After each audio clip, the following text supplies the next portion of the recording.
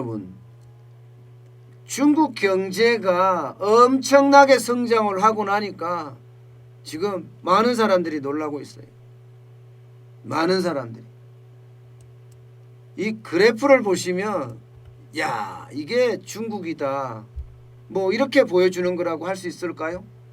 지난 3월 31일에는요 1분기 끝이죠. 그때는 마이너스 6.8이었습니다. 마이너스 6.8. 그야말로 중국 경제가 6% 이상 성장을 안 하면 중국은 망한다, 이런 이야기가 나왔을 정도인데 6.8%까지 떨어졌다는 것은 중국 경제가 진짜 망할 위기까지 갔다, 이렇게 지금 봐야 되거든요. 거의 최악까지 내려갔다는 이야기예요. 최악까지. 마이너스 6.8%라는 수치는 말입니다. 그러면서 2분기에는요 요 중간에 살짝 꺾인 부분입니다. 살짝 꺾인 부분. 3.2% 플러스 성장을 했어요. 3.2% 플러스 성장. 그리고 3분기에는요 놀라운 성장을 했죠.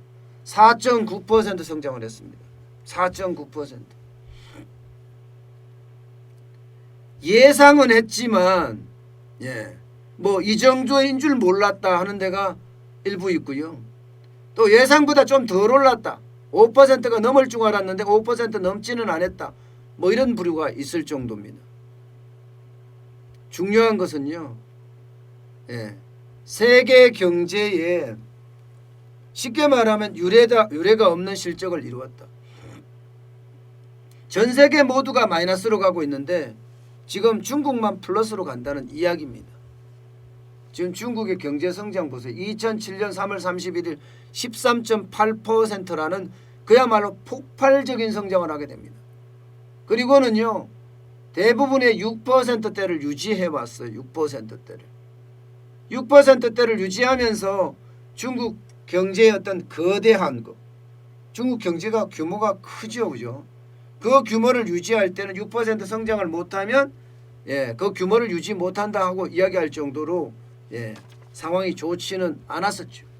그러나 이렇게 V자 반등을 하면서 세계가 사실 놀라고 있는 것도 사실입니다. 세계가 놀라고 있는 것도. 물론 이슈는 있을 수 있습니다. 중국이 통계가 정확하냐 이거야. 통계가 정확하냐. 통계도 정확한 중국의 성장률을 이렇게 이야기한다는 것은 어떻게 생각하면 중국의 통계를 믿는다는 것 아니냐, 이렇게 이야기할 수도 있잖아요. 이렇게. 그렇지만 여기에 지금 성장률에 대한 이야기를 했던 곳은요 전부 다 국가통계국에서 4.9%라는 성장률 전망치를 내놨습니다. 4.9% 성장 전망치가 그죠? 3분기 성장률 결과치를 내놨습니다. 그리고 3분기까지 전체 보니까 1분기부터 2분기 3분기 다 더하니까 지금 현재 0.7%라는 플러스 성장이다, 이렇게 얘기하고 있습니다. 그런데 시장의 전망치라는 게 있어요. 시장의 전망치. 일반적으로 시장의 전망치라는 걸 쭉 보면요 지금까지 중국 경제가 좀 더 성장을 하지 않을까, 이렇게까지 예상을 했었어요. 아마 이거보다는 좀 더 많이 가지 않겠느냐, 이렇게 말입니다. 5.2까지도 갈 수 있겠다, 이게 대체적인 어떤 반응들이었거든요. 그런데 그거보다는 좀 못 미쳤다, 그거보다는 좀 못 미쳤다, 이렇게 지금 이야기를 하고 있을 정도예요. 예를 들어서 뭐 중국 내에 있는 이코노미스트도 있고요, 또 해외에 있는 뭐 이코노미스트도 있고, 그런 이코노미스트들이 실제 중국 경제를 평가했을 때도 이 정도는 성장했을 거다 하는 그런 예측치를 내놓기도 했습니다. 왜냐하면 그때 발표하는 국가통계국도 있을 거고, 그걸 내용으로 바탕으로 전체 중국 경제를 평가하면서 골드만삭스도 마찬가지고요. 그 다음에 파이낸셜 타임스도 이런 데서도 중국 경제가 어느 정도 성장했다, 이렇게 평가하고 있는 거예요. 그렇다면 이제 문제는 이제 앞으로잖아요. 앞으로. 자, 중국 경제가 이렇게 성장했다고 치자고요. 그러면 중국 경제가 이거를 계속 지켜낼 수 있을 거냐?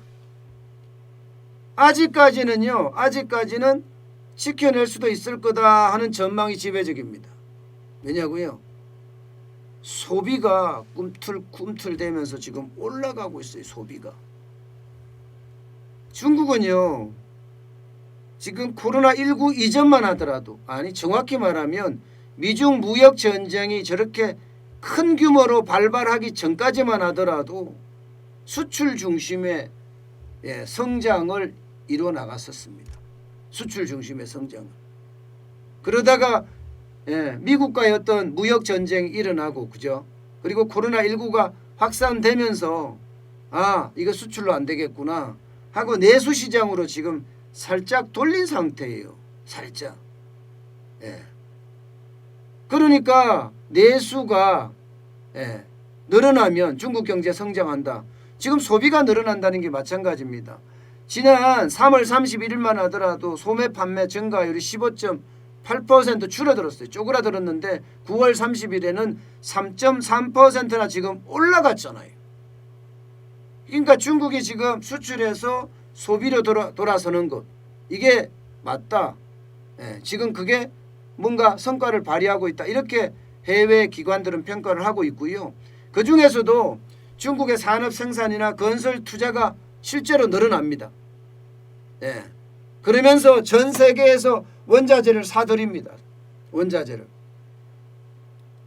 실제 철광석 있잖아요. 우리 철강의 원료가 철광석이잖아요. 철광석을 중국이 하도 많이 사갔어요. 톤당 보통 이게 100불이 넘으면 어렵다 그랬는데 120불까지 올라갈 정도예요. 원자재 가격이 올라간다는 것은 수요가 많다는 이야기잖아요. 수요가 많다는 이야기는요. 그만큼 많이 만들어낸다. 이런 이야기입니다. 이런 얘기예요. 어쨌든 간에 지금 산업 생산이나 건설 투자는 중국이 조금씩 늘어가고 있는 그런 모양새를 지금 보이고 있는 것도 사실입니다. 사실이에요. 산업 생산이 지금 9월에 6.9%나 성장한다고 이야기할 정도로 생산과 소비가 동시에 지금 반등하고 있다. 결국은 내수가 좋아지고 있다. 이런 얘기잖아요.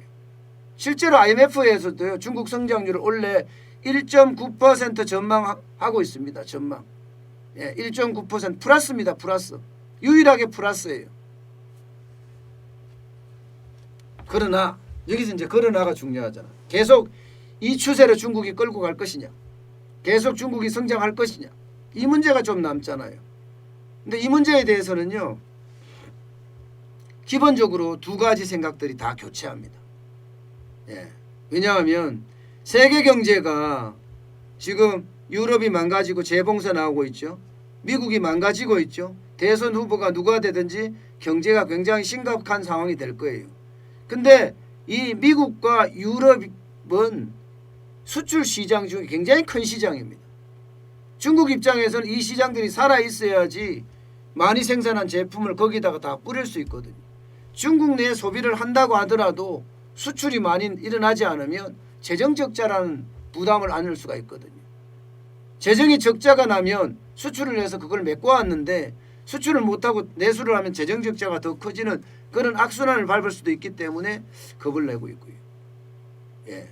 여기에다가 대선도, 미국의 대선도 사실 만만치 않습니다. 바이든이 되든 트럼프가 되든 미국하고 전쟁은 불가피하다고 그렇게 봅니다.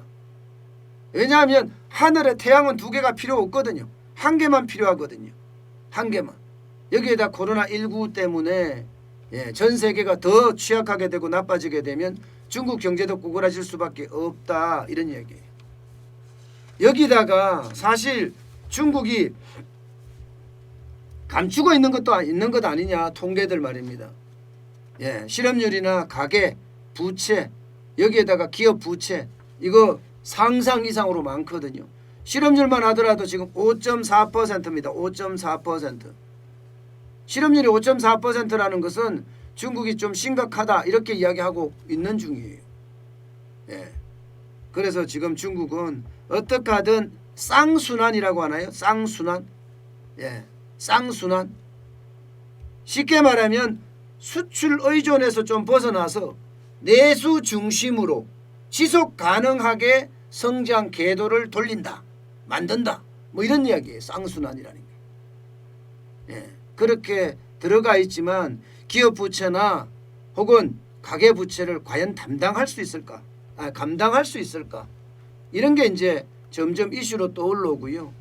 결국 중국 경제의 어떤 성패는 중국 내부에도 있지만 중국 외부에도 있다.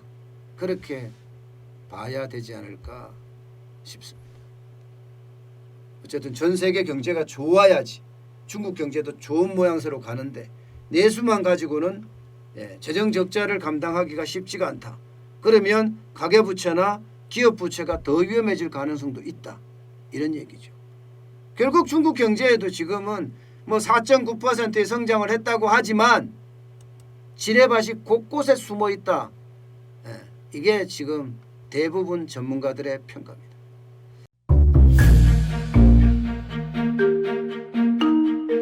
세종대왕과 샤넬 넘버5 벤츠 자동차의 최고급 기종인 마이바흐의 공통점을 아시나요? 바로 침향입니다. 침향이란 동남아시아에서 자생하는 침향나무가 상처를 입었을 때 스스로를 보호하기 위해서 분비시키는 침향나무의 진액입니다.